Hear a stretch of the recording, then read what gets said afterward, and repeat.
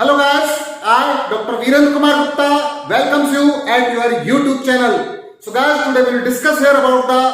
diabetes mellitus in children, and our objectives are define etiological classification, incidence, stage, pathogenesis, classification, presentation, diagnostic criteria, management, special consideration and complication of the type 1 diabetes mellitus. Type 2 diabetes mellitus in children and maturity onset diabetes mellitus in youngs. And guys, diabetes mellitus is defined as chronic metabolic disorder which is characterized by hyperglycemia. This is as a cardinal biochemical feature which is caused by deficiency of insulin or its resistance. This is manifested by abnormal metabolism of carbohydrate, protein or fats. Our etiological classification as type 1 diabetes mellitus, which is due to the beta cell destruction usually leading to the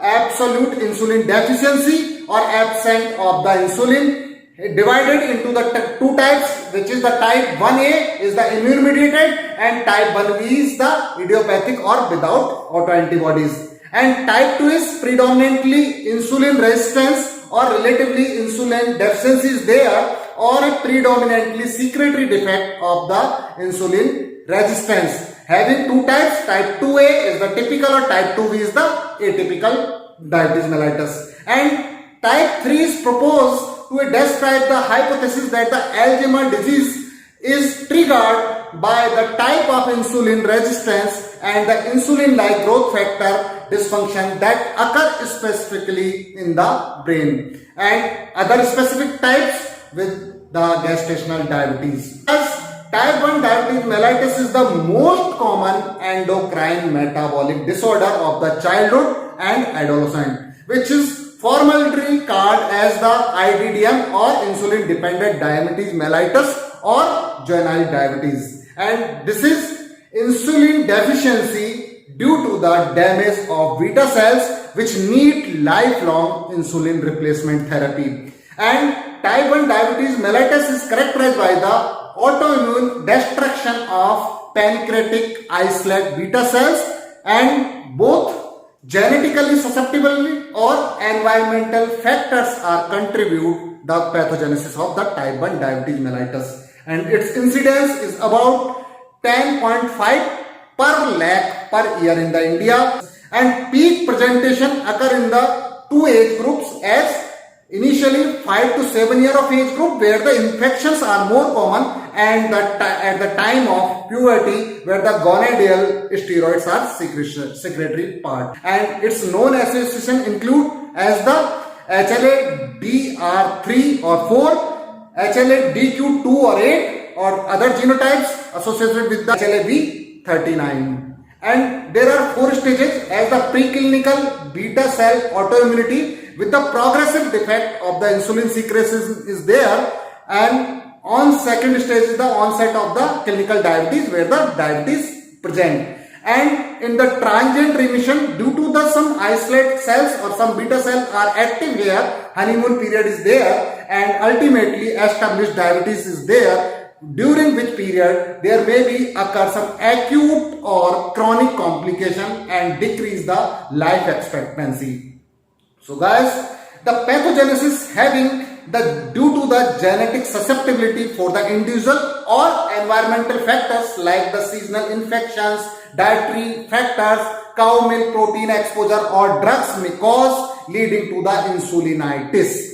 which is autoimmune disorder and which cause beta cell damage that lead to the insulin deficiency or glucose intolerance. Ultimately, this cause overt diabetes. And the physiology of insulin as work as it reduce the glucose by the decrease gluconeogenesis, decrease glycogenolysis or increase the uptake of the glucose by the cells, or it may inhibit the fat breakdown or lipolysis, or it inhibit the protein breakdown or proteolysis. So guys, due to this there may be hyperglycemia that causes osmotic diuresis or glycosuria if the renal threshold is exceed as more than 180 milligram per deciliter, and which resulted as a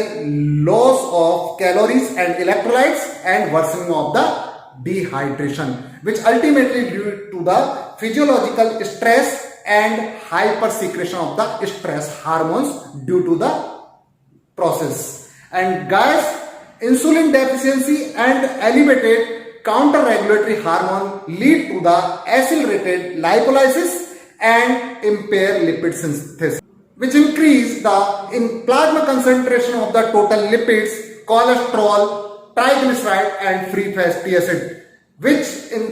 due to the deficiency of insulin and glucagon excess ultimately lead to the ketone body formation. So guys, there is the hygiene hypothesis where the viral infection, although it is increase the risk of the type 1 diabetes mellitus, but it may also play a protective role against the diabetes by the formation of the mimicry antibodies, and lack of exposure to the childhood infection may increase an individual chances of the developing autoimmune diseases. That's also type 1 diabetes mellitus. And type 1 diabetes mellitus presented at non-ketotic onset, which is having non-specific symptom, or may presented with the decay in 20 to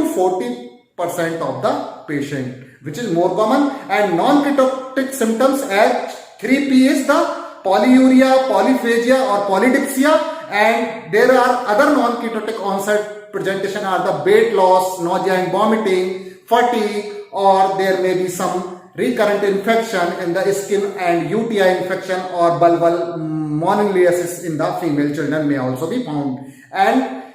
diagnostic criteria given by the American Diabetic Association, as there is fasting,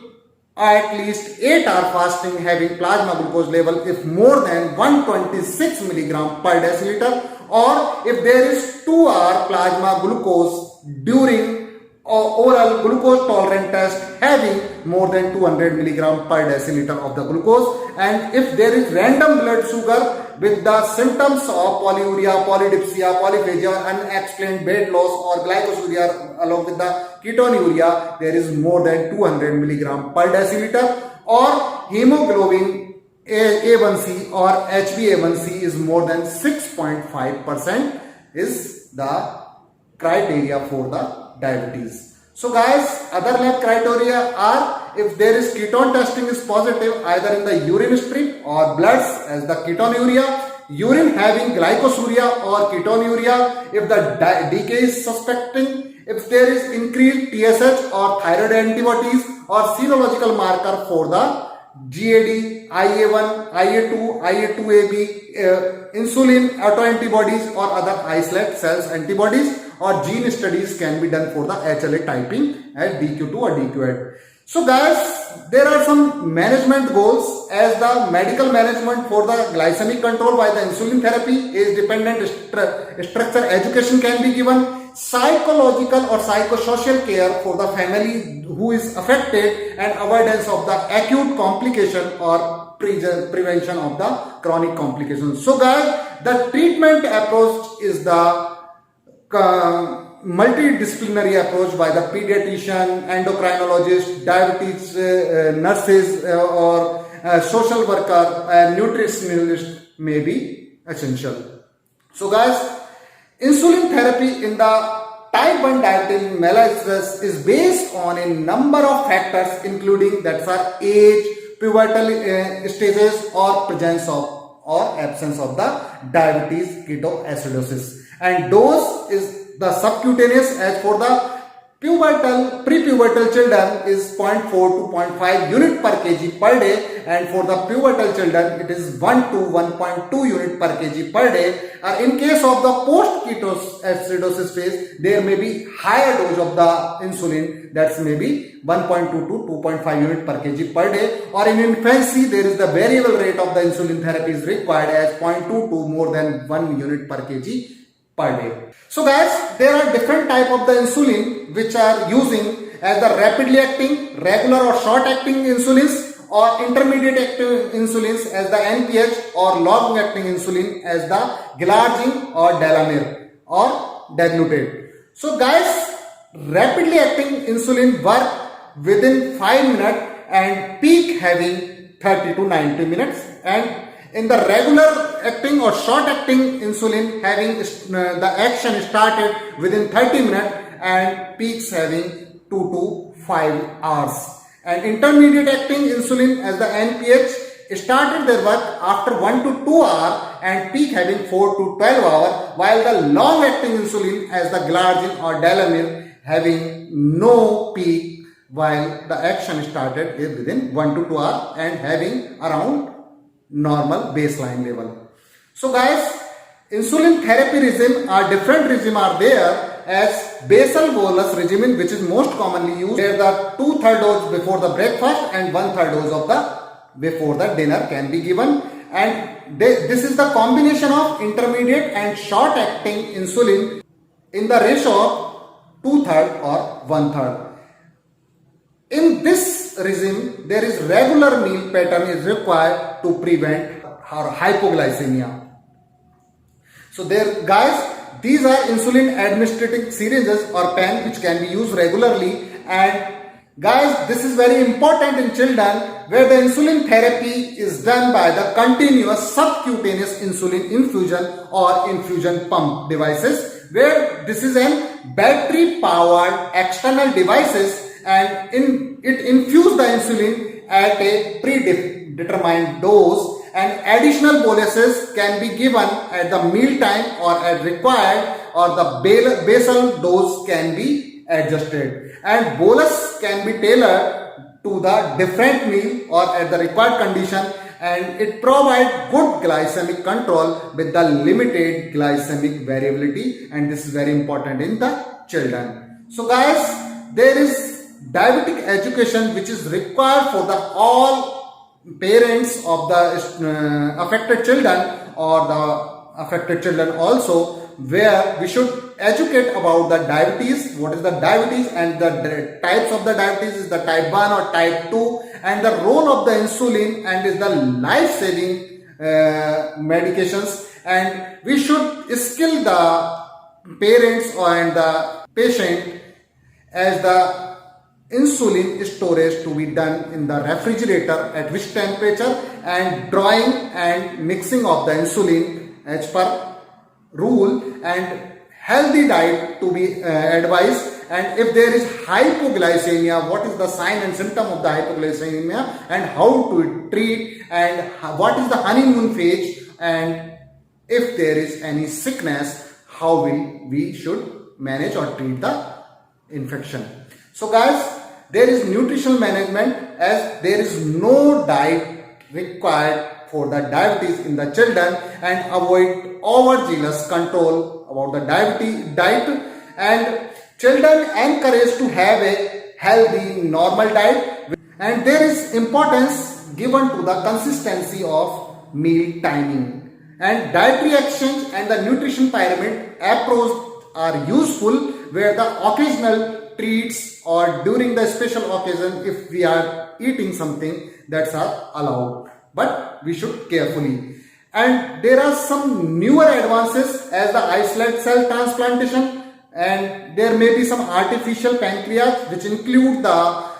continuous glucose monitoring and adjunctive therapy to the insulin with the sensitizing agent or medication altering the GI nutrient delivery or other target of the action as the pyrangiapine, insulin-like growth factor, etc. So guys, the monitoring of the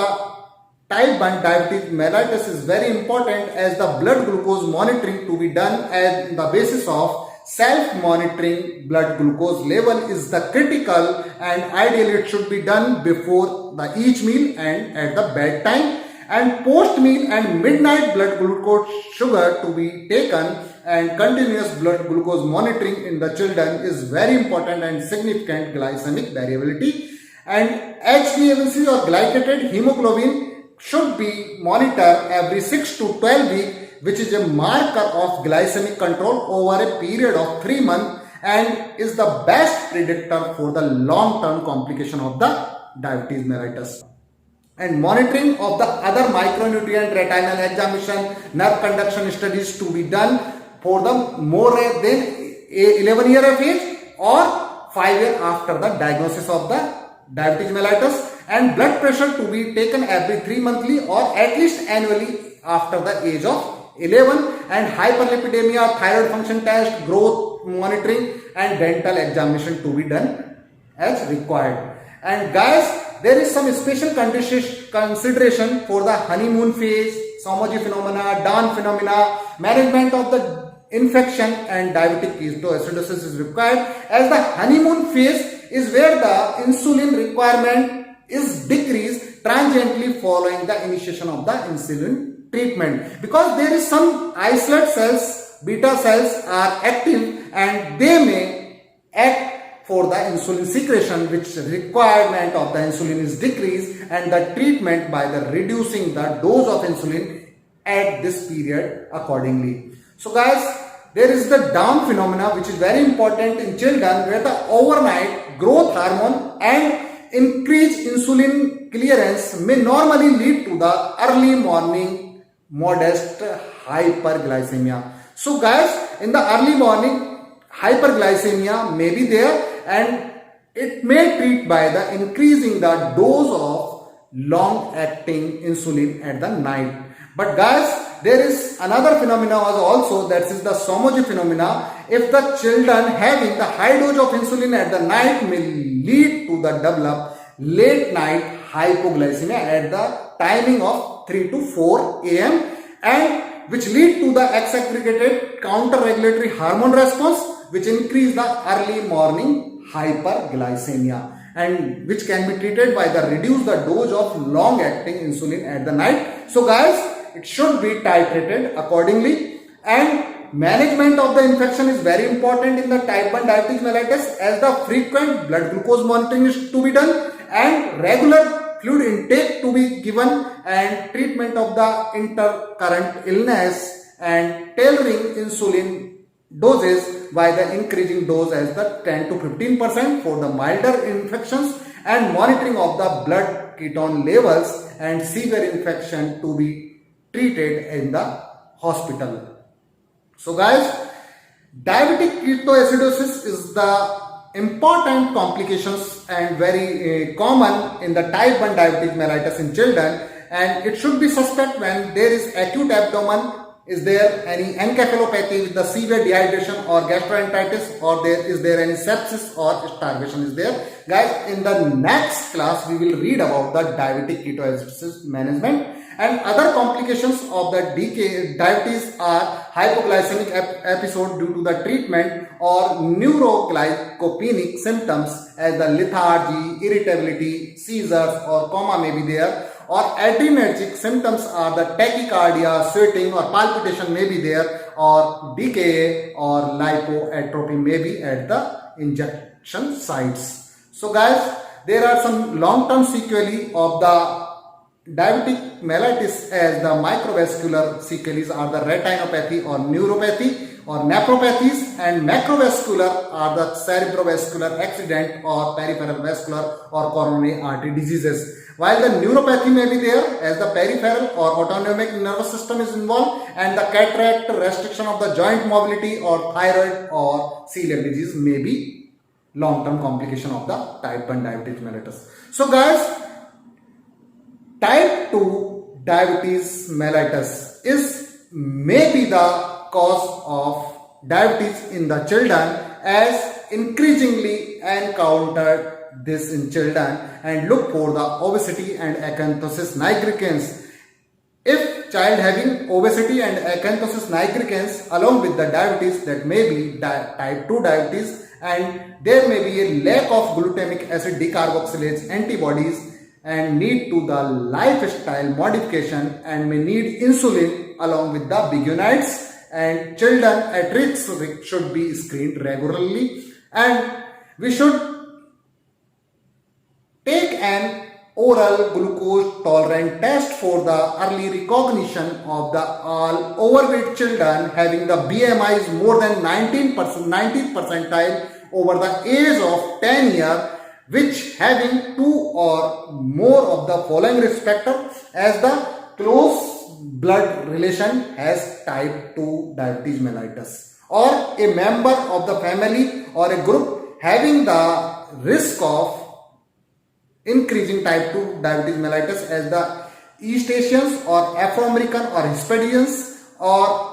extreme obesity is there where the BMI is more than 99.5 percentile, or signs of insulin resistance, or there is chances associated with the arterial hypertension, dyslipidemia, elevated transaminases level, polycystic ovary syndrome, or acanthosis nigrosis is there, we should suspect about the type 2 diabetes mellitus, and in these cases we should go through the oral glucose tolerance test. So guys, these are the picture where you can see the obesity, and you can see here the acanthosis nigrans where the posterior neck having the dark lines. So guys, another type of the diabetes is the maturity onset the diabetes in the young, which is a group of inherited condition which is characterized by the impaired cell function, and relatively it is mild diabetes having non-ketotic type with the lean individual and strong family history of the diabetes affecting around 3 generations, and it responds to the lifestyle changes, and low dose of the sulfonylureas may require to treat the MODIs. And guys, there are some differences in the type 1, type 2 and MODIs, as the onset is sudden in the type 1 while the gradual or insidious in the type 2 or MODIs, while the age of onset is mostly in children with the type 1 diabetes, and type 2 is mostly in the adults, while the MODI is in the post-pubertal age children. And the prevalence of the type 1 diabetes is around 10%, while the body habit having the thin or normal in the type 1 diabetes mellitus, while the type 2 having the obese. And ketoacidosis is commonly present in the type 1 diabetes mellitus. Autoantibodies is present in the type 1 diabetes mellitus, while the absent in the type 2 or MODIs. And exogenous insulin is usually low or absent in the type 1, while the normal in the type 2 or MODIs, or C-peptide level is also low in the type 1 diabetes mellitus. Management can be done by the